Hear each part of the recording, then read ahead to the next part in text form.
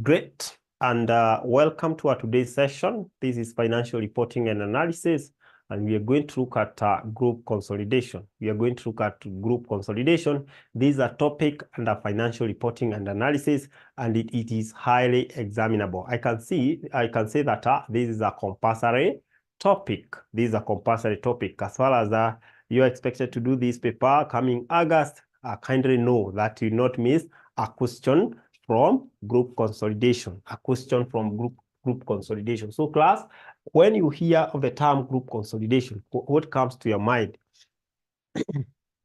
When you hear of the term group consolidation, what comes to your mind? What comes to your mind? When you hear of the term group consolidation, what comes to your mind? Or consolidation. Let's just split it and use consolidation. When you hear of the term consolidate. In a layman's language, consolidate. In a layman's language, what does consolidator mean? I can see Paul is telling us this is to combine, combining. Great. Thank you so much, Paul. Let me get a variety of responses in a layman's language. In a layman's language, we can get variety of responses. Sorry. Consolidate. Paul anatuambia kwamba it is to combine. What are we combining here? Remember, we are trying to lay the base of this topic. We are laying the base, and I'm telling you, these are topics that you never miss. Question from group consolidation. You cannot miss during exam. Bringing together, that is Festus. Great. Bringing together, consolidate. Integrate, it is the opposite of, you can say it is the opposite of integrate. True of us. Integrate. Opposite of integrate. True of us. Great. Class, anytime you hear of group consolidation, just know that we are trying to bring together the items of one company with those of the other company. We are trying to bring together either item of income or expenses of company A together with those of company B. But there are some of the rules that we are going to look at that will help us to know how to bring those items together, because we shall say we have different types of company.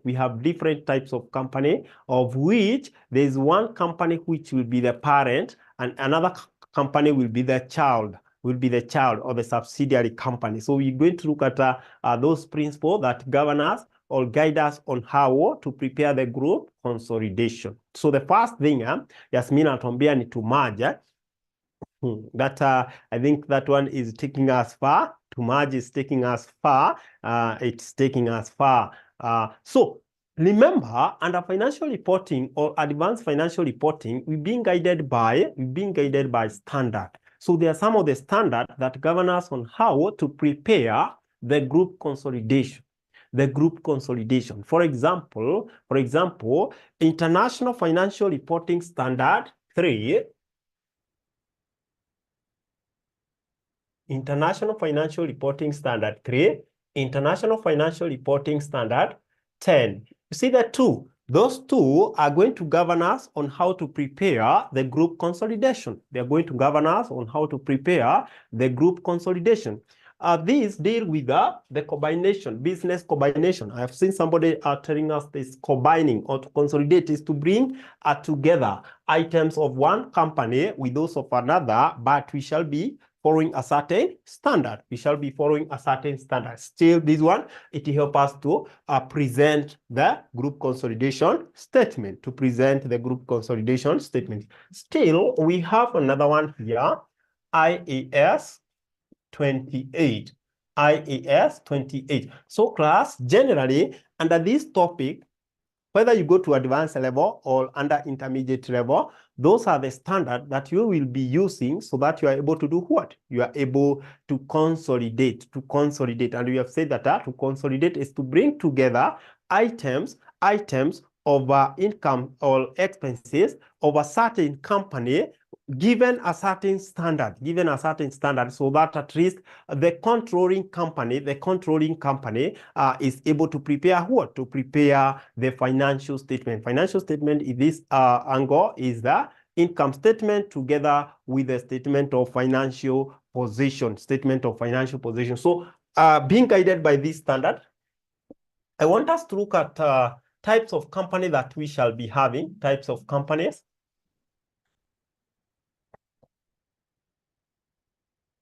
The types of company that we shall be having here. One of the company, we shall call it a parent company, One of the company is the parent company.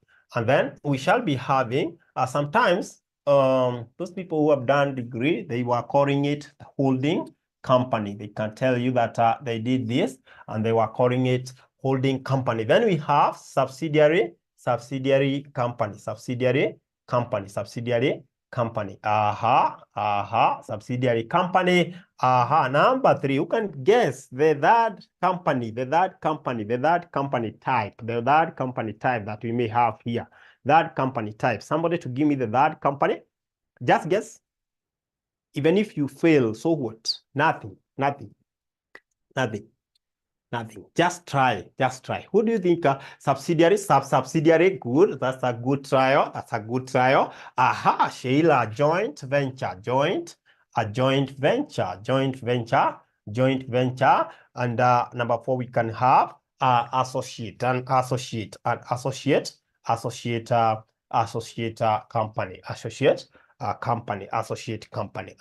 company. And then we have a mere what? A mere investment. Just a simple. Let's just use a simple investment.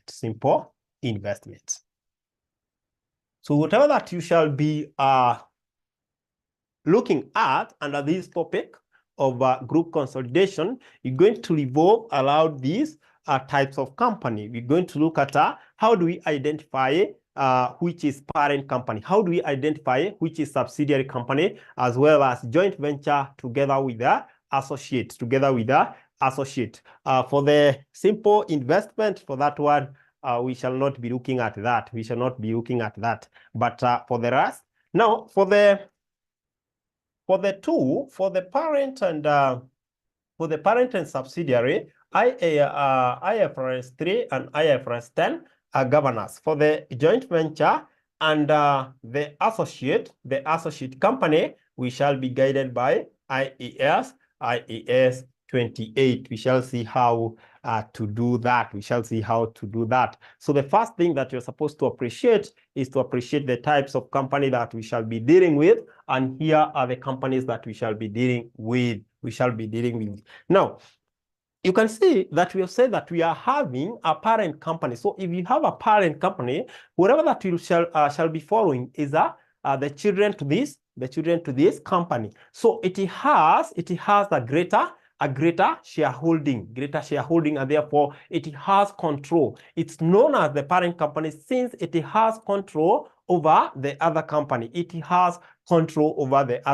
So the control, you can look at the control through two ways. You can look at the control through the shareholding or the number of what? The number of directors that this company has. That will guide you and tell you for sure this is a what? This is a parent company. For example, assume I have two companies here. And namely A and B. Company A and company B.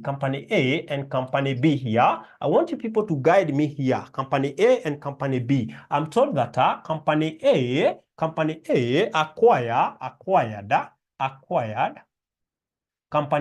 acquired 70% or shares of company B. 70% or share of company B. Now, for the company B, can you give me the name I should give company B and company A? Who is company A? Who is company B? Depending on the types of company that we have looked at. Somebody. Today we are laying the basis.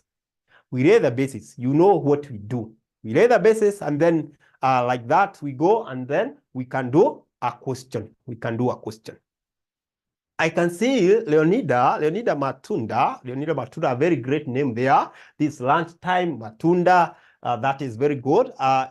She's telling us that most of the people are saying that A is the holding company or the parent company, B is the subsidiary. Great. These are great team. These are great team. These are great team.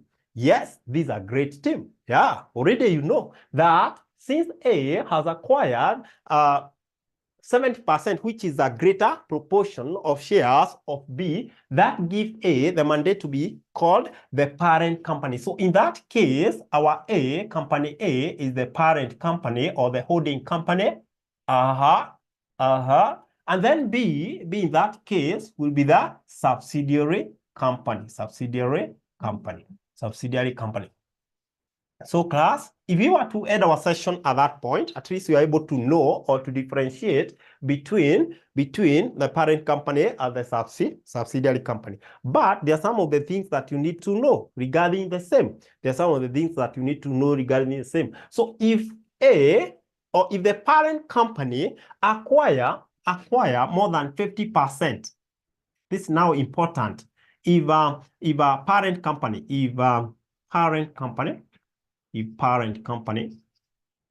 acquire, this is important for everyone, acquire more than 50% of shares, 50% of shares of another company,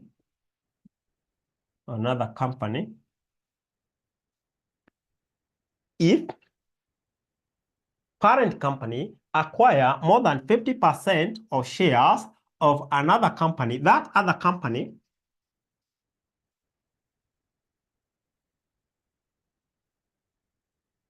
will be a subsidiary. This is when we are looking at the when our bases are what? When our bases are on shares. When the parent company acquire more than 50% of shares, more than 50%. Kindly check here, more than 50%, not 50%, more than 50%. So it is 50% plus 1, or 50.5 like that, but it should be more than 50%. In such instance, when we are basing our argument on shares, that means the other company which the parent company has acquired more than 50%, it will automatically be what? It will automatically be a subsidiary company. It will automatically be a subsidiary company. Class, I would like to know whether we are together as far as this information is concerned before I move to the next part. Are we together as far as this information is concerned? Kindly, because you need to understand that. That's the key.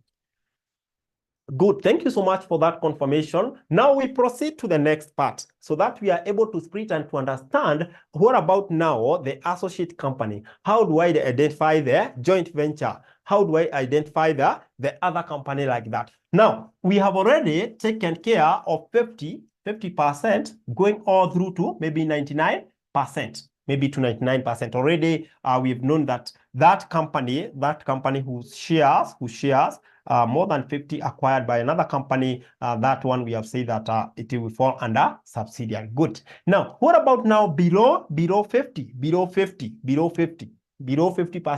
So if a company acquire a certain percentage, which is 19% up to 49%, maybe 49.99%,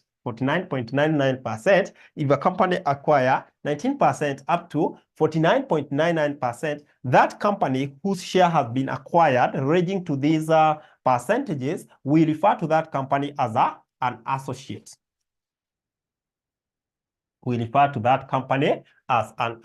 So if you find examiner give you a question whereby the shares acquired by a certain company which ranges between 19% to 49.99%, in between there, that other company become what? It become our associate. It become our associate. Of course, now 0 to 19, that will be our mere what? Our simple investment. 0 to 19, it's simple investment, of which we don't look at that. We don't look at that. What about now the joint venture? The joint venture here, the joint venture. Who can now guess? Joint venture. When do we say that a company now is a joint venture?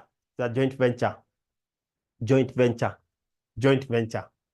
Joint venture. Already we have looked at the parent. We know the parent now. We know how we can identify the parent. We know how we can identify the subsidiary. And now we are looking at that. Already we have also looked at the associate. What about the joint venture? 50-50. This is Sheila. Great.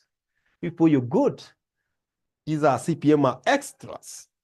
Equal shares. Equal shares. Yes, mean when the shares are share equally. When the shares, okay, when, all right, thank you so much, yes, that is it. So in the cases whereby you are told that A Limited acquire 50% of B Limited, like that, you know that now B Limited will be their joint venture. It will be a joint venture.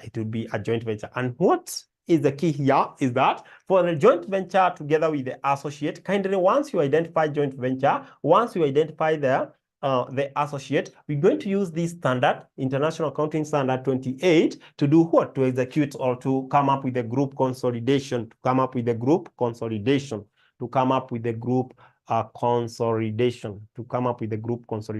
So IAS 28 tells us about the equity,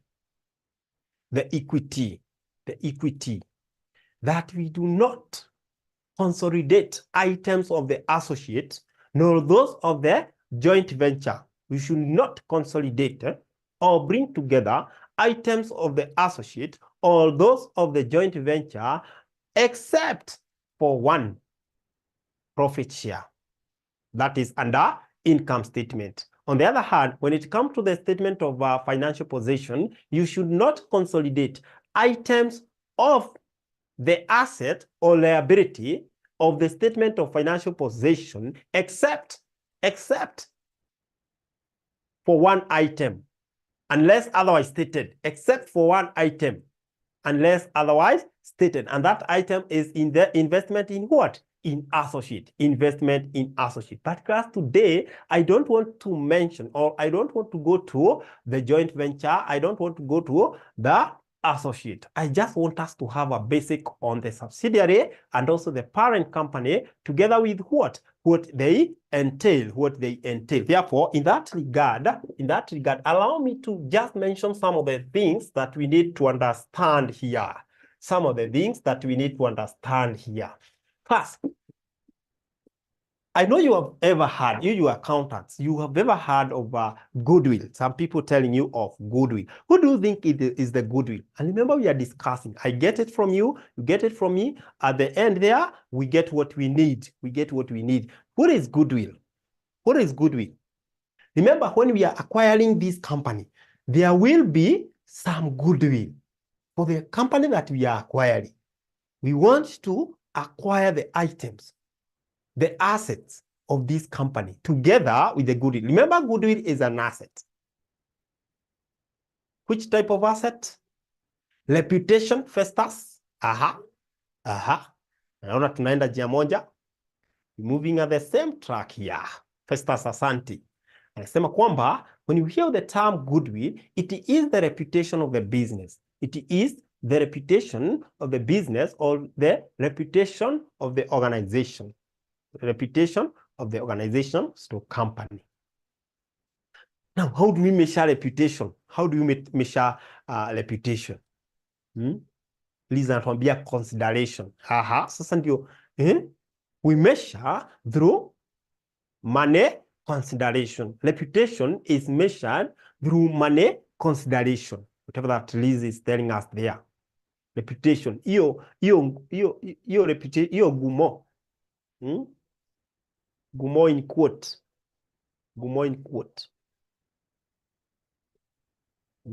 Ushaenda kuweka biashara mahali, anakuambia you should pay a goodwill of 500,000.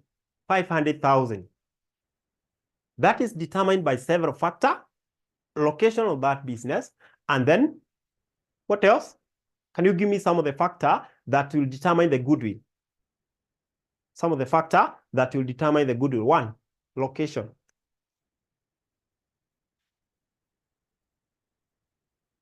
People. I know your business people. Know your business people. Let me get one. Location. So that's assignment. That's assignment. Some of the factor that will affect the goodwill infrastructure. Yes, Festa. Yes. Thank you. Thank you so much. Now I want us to mention of these goodwill. Remember, at the time that we are going to acquire a certain company or duration, all right? When we are going to acquire that company, the company had its own reputation, So we're going to value and to see your goodwill equal valued at how much? How much is this goodwill valued at? How much is this goodwill value at? So that at the end of the day, if there will be things to do with the impairment as such, we are able to do what? We are able to compute.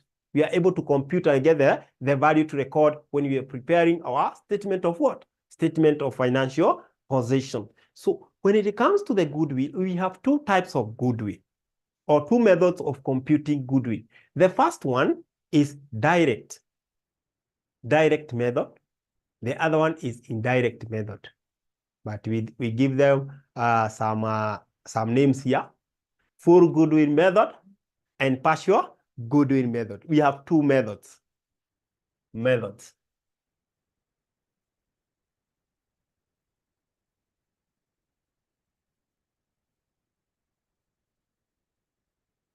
Methods of computing goodwill. We have two methods. First one we have said is a partial goodwill method. Partial goodwill method.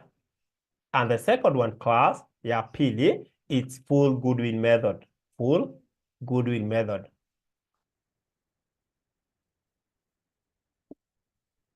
Partial goodwill method and full goodwill method. So in this case, if we talk of a partial goodwill method, is whereby we are looking at the consideration, the purchase consideration, and then we deduct any net asset at the date of what? Acquisition. Net asset at the date of acquisition. Purchase consideration less net asset at the date of acquisition. Net asset at the date of acquisition. I'd like to maybe mention something here. When we talk about net asset, we're looking at the equity items. We're looking at the equity items, ordinary share capital, retained earning, at the date of what? At the date of acquisition. That date that we acquired this company, what were the net asset value? Net asset value as at that date of acquisition. Ordinary share capital ilikuwa ngapi? Retained earning ilikuwa ngapi? Revaluation, did we have any revaluation? Ngapi? That one can build our what? Can build our net asset. But we shall be looking at a portion of which we acquired. How much did we acquire? For example, if I can put this formula down for partial goodwill method, partial goodwill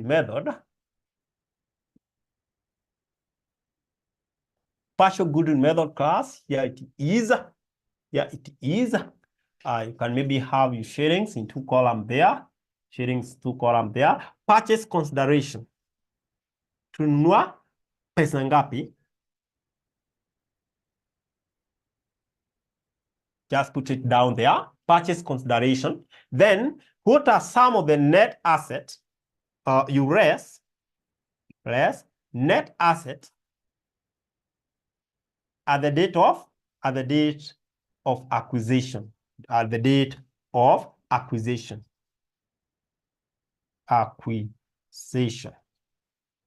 Net asset at the date of acquisition. Class, for the net asset, I've told you that these are equity items. Under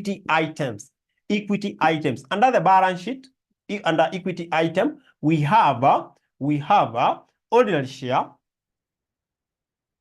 retained earning, revaluation is also part of this. So all those items, we shall be looking at their value as at that date that we acquired either company B, as at that date. So we shall be putting them down like that, Shall be putting them down like that. But remember, this net asset, there's that proportion that the parent acquired. For example, in our company A here, acquired 70% of company B. Now, our company B, as you told me, that is my subsidiary company. Therefore, whatever that company A has acquired from this net asset, it is not 100%, but what? 70%. So you're going to look at 70% of this value, 70% of that value, and whatever that you get there is what you're coming to do what? To subtract from what? The purchase consideration. And whatever that you get there, it will be the goodwill at the date of what? Acquisition. At the date of acquisition. Very important point here to note. If this is now goodwill at the date of acquisition, note here, if there was impairment of goodwill, examiner will give you details, tells you under additional information that there was impairment of goodwill of 25%. There was impairment of goodwill of 20%. You're going to less impairment of goodwill.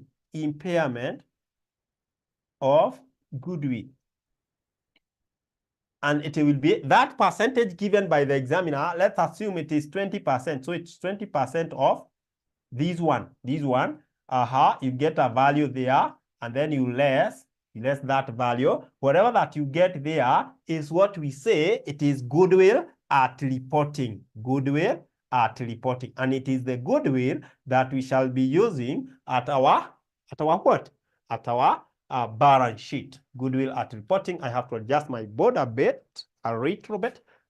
And I don't want to goodwill at reporting. That is where we are. Goodwill at reporting. This is very important here. This is very important for me. And I want you to note, if this is now the goodwill at reporting, the goodwill to record under the non-current asset, of course, remember goodwill is our intangible asset. We are going to record it under a non-current asset as our intangible asset.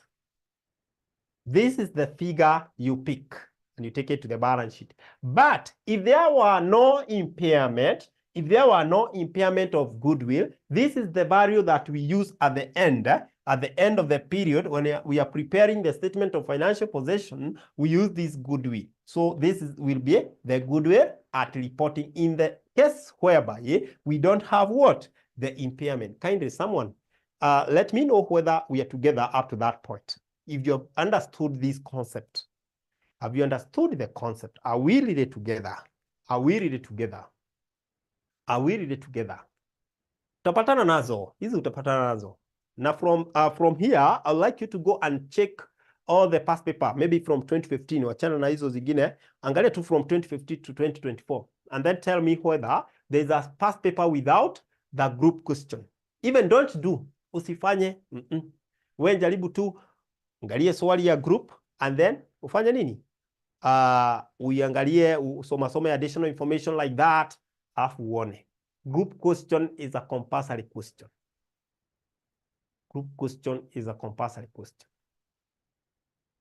So class, when it comes to the full goodwill method, there are some of the things that examiner will give you.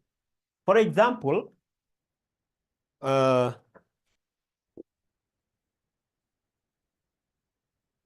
goodwill method.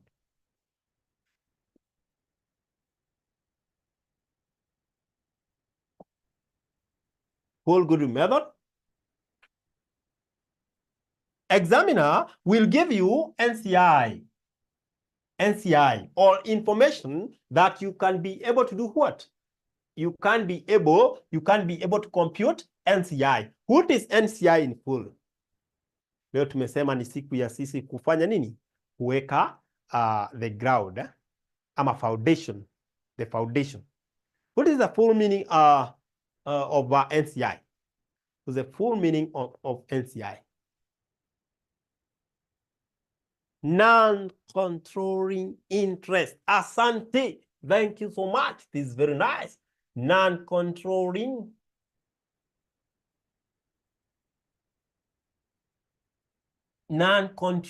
interest. Non-controlling interest. Asante. Thank you so much. Now, examiner will give you the NCI in that regard, whereby non-controlling interest, it is the percentage, if A acquired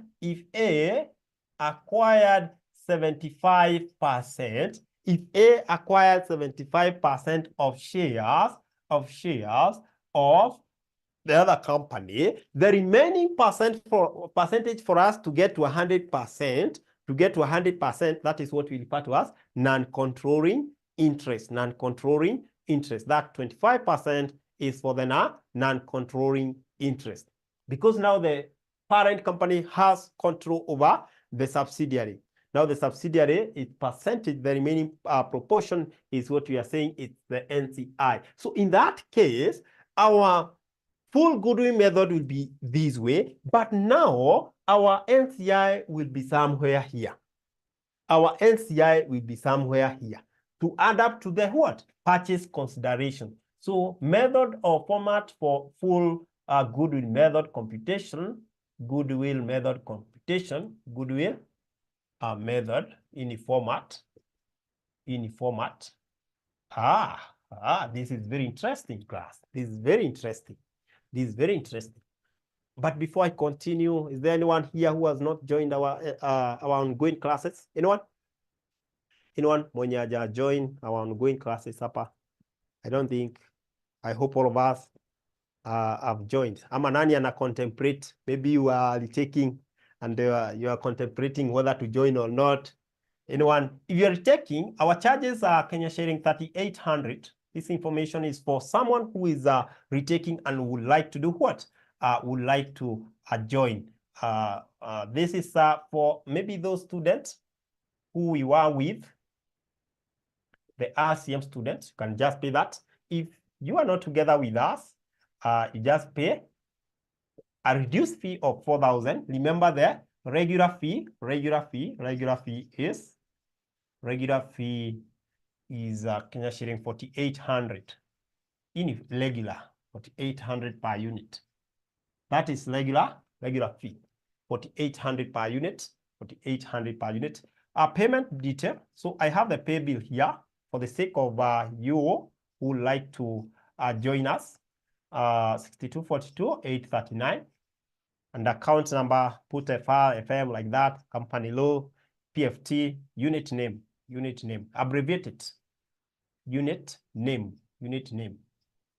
To contact us, kindly use this number, 719-525-000, or alternatively, 0793 5555000.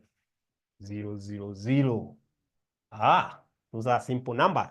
So in case you have any question regarding this information,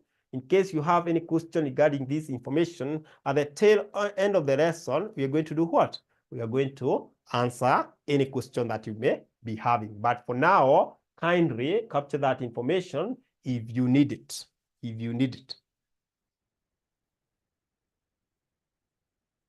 We allow 2 installments. For example, you may want to do 2 units or 3 units. You can pay maybe half of this times 3 or times 2.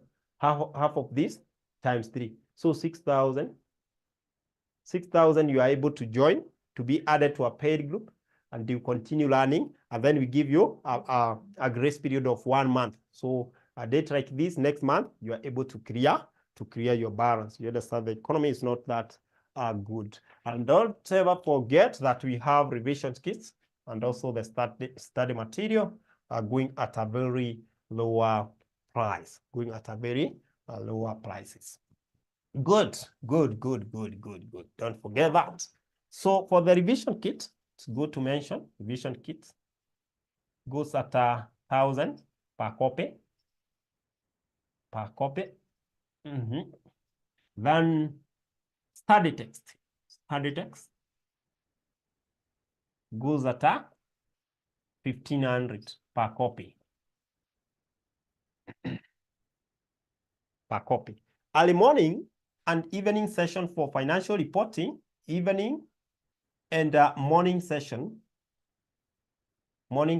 for the 2 units, financial management and financial reporting. So huwezi kuwa na reason ya kusema at your timing sijui nini, hapana. So for the early morning, this one happens from 5 a.m. to 7 a.m. Naona your timing hapo, mnasoma kabisa na mwalimu alafu unaenda kazi. Then evening session start from depending the timetable 6 to 8 or 8 to what? 8 to 10 p.m. 6 to 8 or 8 to 10 p.m. What about advanced tax? Advanced tax. Do you have early morning, please? Advanced tax or the PFT, the normal for intermediate. For intermediate, we only have for evening. For intermediate, unfortunately, we shall introduce for the morning because there are those people who are not able to attend the evening session. We shall introduce the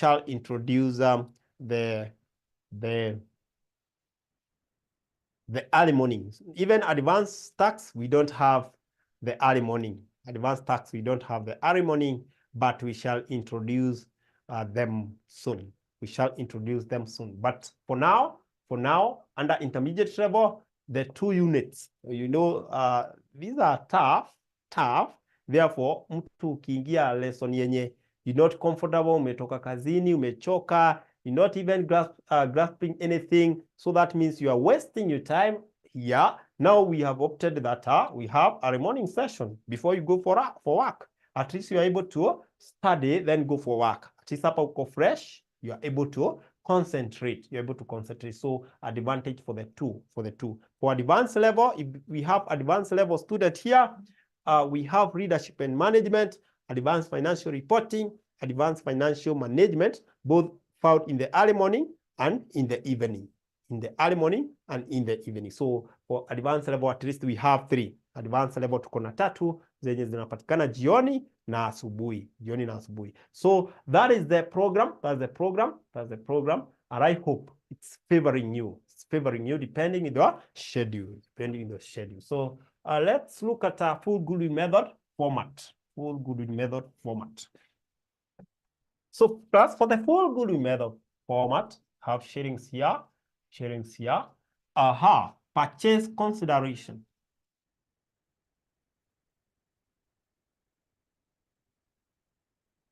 consideration. Then add NCI share. NCI or non-controlling interest. NCI. Just put them there. Then you put it there.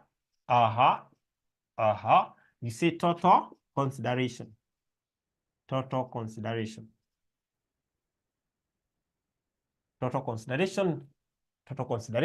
I'll be having my total consideration in that order. And then less net asset. Net asset at the date of what? At the date of acquisition. At the date of acquisition. Net asset at the date of acquisition. Now, I told you that net assets, those are items which are found at the equity section. And together with that, please note, this net asset at the date of acquisition, we're bringing them direct there. We're not apportioning them because already here we have like 75% tumechukua. Na hapa tuko na 25% tumechukua. So there's no need of apportioning. Already now we are dealing with 100%. So you just less them the way they are. And if you have now maybe the impairment rate, you less your impairment to get the goodwill at what? Goodwill at reporting. Goodwill at acquisition. Acquisition date. And then less goodwill impairment. Or impairment of goodwill. Now that will be in a position to give you the goodwill at reporting. Goodwill at reporting. Goodwill at reporting. Goodwill at reporting, and this is the one that you're going to record under your non-current asset in your statement of financial what? Statement of financial position. Statement of financial position. Because I can see we are having 1 minute here. Now, how do we utilize the 1 minute? I think the best thing to utilize the 1 minute is for me to give you the number for our customer care, 95 or 93. Let's just use 93. 555. For any inquiry, kindly contact that number. She will be in a position to assist you. She'll be in a position to assist you. Otherwise, class, it has been a pleasure hosting you. Thank you so much for having time to attend our today's session. I hope you have learned something. In our next lesson, we shall be able to continue from where we have left. Right now, we know how to compute goodwill. We shall proceed and look at other principles before we do a question. Otherwise, I wish to sign out at that point unless there's a burning question. I wish to sign out. Is there a burning question? I want to address that as I sign out.